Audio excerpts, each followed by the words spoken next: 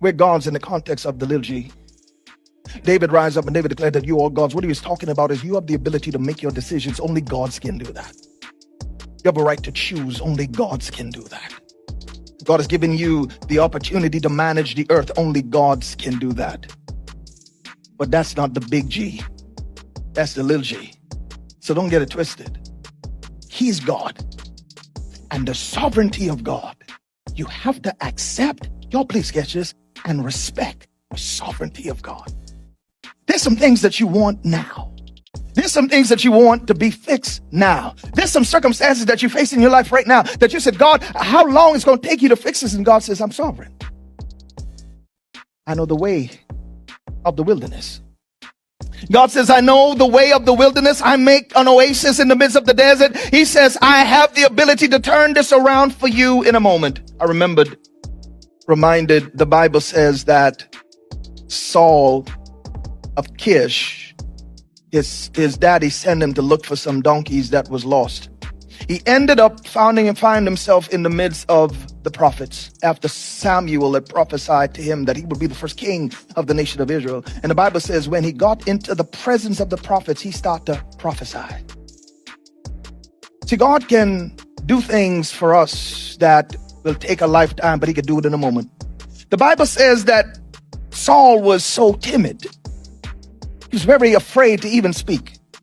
Even though he was taller than all the other men in Israel, he was a very humble, timid man, very humble and timid. In fact, the Bible says that he hid himself on top of a roof.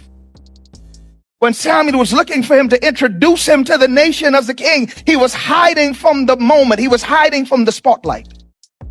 The Bible says that God took Saul's heart and turned it in a moment and caused him to be bold enough to lead an army to defeat the nations of Israel's enemy. See, God can take your heart and turn it. You can be struggling all your life, and God can take your heart and turn it. There's some of you have given up on ever being delivered, but don't give up because God can take your heart and turn it. Some of you give up on your loved ones ever changing, but don't give up on them yet because God can take their heart and turn it. God says, I'm sovereign. One of the issues we have as humans is we play up in God's face too much. We approach him as if we're company. Anyone in this room who got children, you know, there comes a time when you got to let your child know that they're the child and you're the parent. But it's the natural proclivity of a child, old school, to smell themselves. Yes, sir. Yeah. And you got to let them know you may be more educated right now. You may have a better job. You may be just as grown as I am, more taller than me. But there's one thing you could never be is my parent. I will always be your parent. See, God is saying to us today, there's nothing that you could do to change the reality that I'm God. I'm sovereign. You don't have the ability, the right to play up in my face, to come and tell me what to do.